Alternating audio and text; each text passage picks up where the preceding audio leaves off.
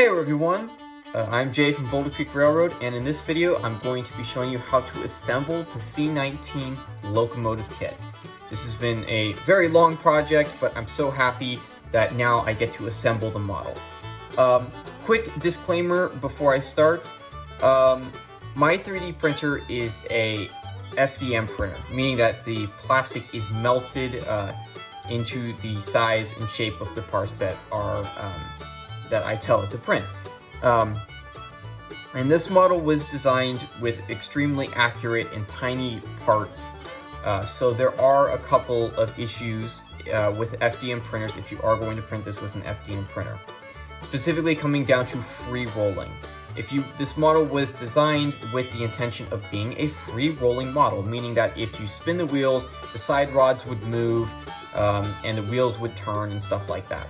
And for most of the components, that will work. Like this front truck spins fine. The trucks on the trucks for the tender free roll completely. They're fine. In fact, the drivers will be completely free rolling as well. The problem that comes with this is the side rods. The side rods had extremely tiny pin components that went into these really tiny holes into the drivers and into the side rods. And my printer isn't powerful enough or cannot print small enough those pin components. So there's a couple of things that you can do to remedy this if you have an FDM printer. What you can use is some guitar string. We have two different guitar strings here. Trying to get my thing to focus on these tiny little guys here. But yeah, it won't focus. But anyway, what we got here is a low E string electric guitar string. You only need a piece like this big anyway. It's, not that big. But you can just buy a pack of these, or if you happen to play a guitar and you have some old guys lying around, these would be really good. You could also probably look up the diameter of these guys. I don't know what the diameter is, but if you go online, you can probably find diameter of some brass rod components or some wire, and you could probably use that as well. These would be used for all the pin components going from the drivers to the side rods. This is what you would use for that. The second wire you would need is the D string, which is the third largest electric guitar string. This one would be used for these guys here, which are the piston rods here specifically. I can get this guy to focus on the piston rod here. Nope, it does not want to focus at all. That is really annoying. But anyway, yeah, so it did not print accurately at all. So this, it's pretty janky, and I don't want to screw with that. So I will have a version of this with the piston rod component inside of it. So having this little rod here, and a version with a hole so you can fit this string into it. If you have an SLA or resin printer, that you're not going to have any issues at all. You can print the components as is and everything will work fine. I've tested it, that works fine. But if you have an FDM printer, you're not going to be able to print the components as is and assemble the model perfectly. You're going to need a few components. So as for tools, here's what you're going to need. You're going to need a pin or like a sewing needle or a pin, just to kind of poke some holes or enlarge sections of plastic. Trusty X-Acto blade, some files, probably not this big. I got some smaller ones I'll be using, but this is just here because it's on my desk. Probably gonna need some tweezers for kind of squishing components together. You're gonna need some glue, preferably some model melting plastic glue or some sort of adhesive good for plastic models. And you might need some drill bits. I mean, you could use the standard large drill bits. I mean, these guys are ginormous. These are for actual power drills. But you'll be using the smaller versions. Pretty much the largest one you'll be using is a 7/64 bit and down to a 1/16. Or you could use the hand pin drill sets, those tiny little ones designed for model building or watch building or watch construction, whatever it is. Those will also be useful. I don't have those on hand. So I will be using whatever means necessary to get those guys big enough. But For me specifically, for my model, mine was designed with the intention of being static display. So I'm going to be gluing all my components together rather than pinning them into place. So I will not be cutting these to size and shoving them in there. Because I've already tested them with some components. I printed out an extra set of drivers and side rods, and I tested. It does work, and it does rotate quite freely and quite nicely. It's just, it's gonna take me a very long time to get all these components to the correct sizes, and if I screw up, I have to reprint a part. It's a ginormous mess. So that is the quick disclaimer before we start here.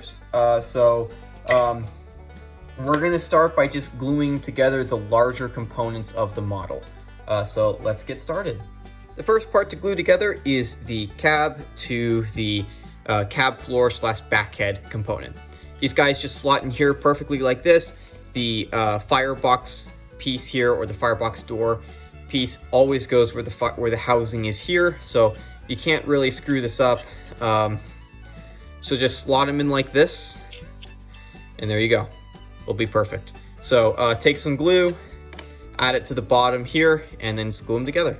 The second step is to glue this steam chest here to the top chassis component here. This guy slides in all the way to the front of this part here. Try to line them up. They should be perfectly lined up like that, so that you can see it there. They're perfectly lined up all the way at the top there. So once you have it all the way here, just glue it in place. Once that part is glued, you're probably going to want to glue the headlight to the locomotive. I already did this for the painting video. That way I could just see if the parts will glue fine and if the headlight fit in place correctly. But yeah, just glue that guy on there. It's a pretty simple fit. It'll be there'll be a slot in there, so you just slide it right on there. The next step is to glue the drivers to the driver shafts. You may have to enlarge the size of the driver shafts here, the little hole in there. If you have an FDM printer, might not print perfectly enough to fit these components in. So I just took a drill with a 7/64 bit, drilled out the holes a little bit larger. It's just pretty much just making them a little bit more open, and put them in there.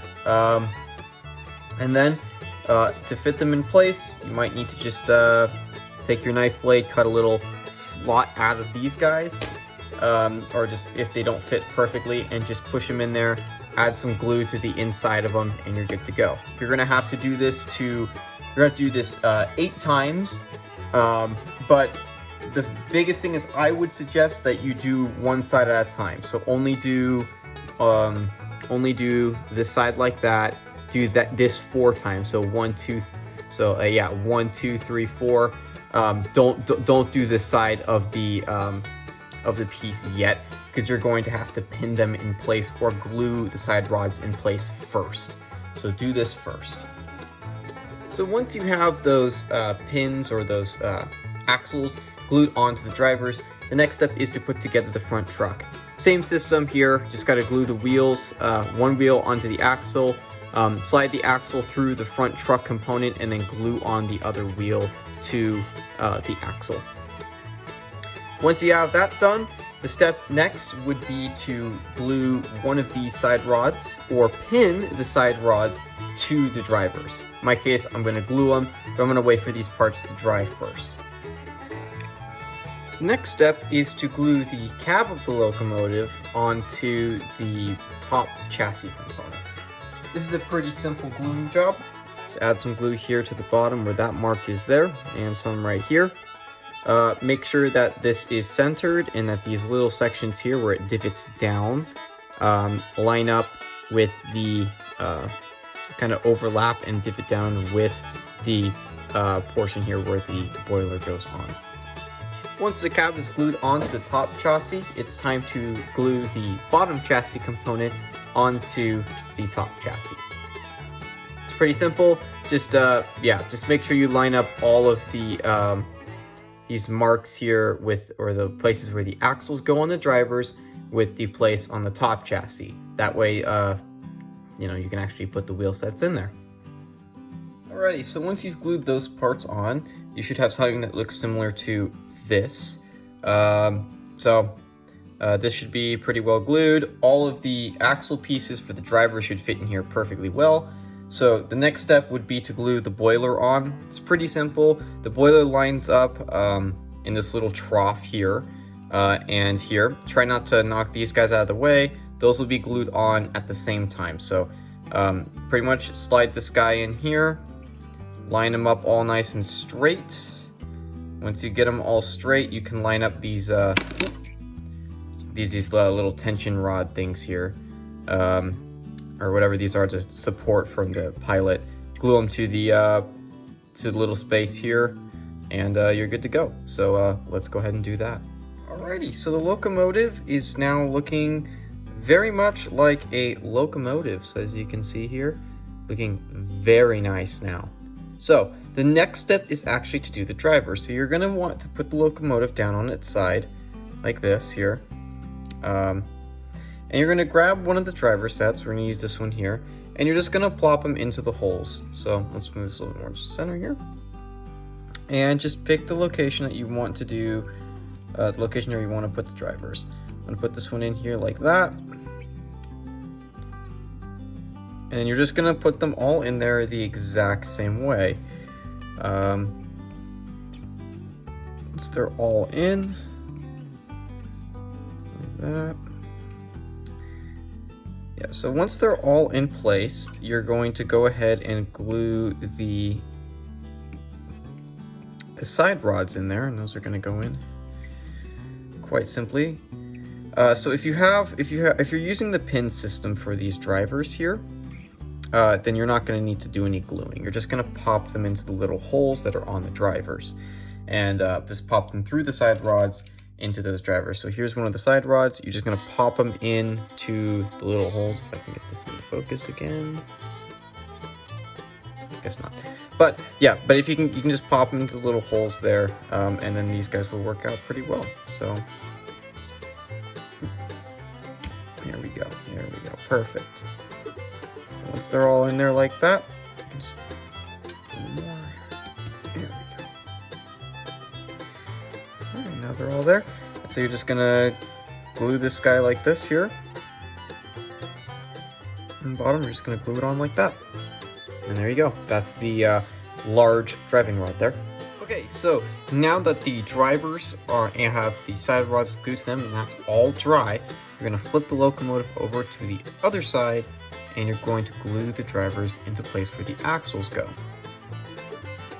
Now, one thing to remember is that you make sure that you glue the drivers in the right place, in the right position, because you don't want to glue them in facing the same direction as this side. So they shouldn't be facing like this. The other side of the driver should be facing the opposite direction. So in this way, the counterweights should be facing down, not up like on this side. So once you have that position right, set up all your wheels in the correct position here. That way you don't forget, and then just glue them into the axle holes. Once you're done with that, you're gonna do the same step as we just did before with the side rod. Glue the side rod onto the model, and then you'll be ready for the next step. Okay, so now the locomotive has all of its parts glued on for the drivers. Now that the drivers are set, it's time to check to make sure that they fit on standard HO scale or On30 track. Same thing, just a tie difference in how thick the ties are. But just put it on here, make sure that everything fits fine. Yep, there we go. So it fits on here perfectly fine.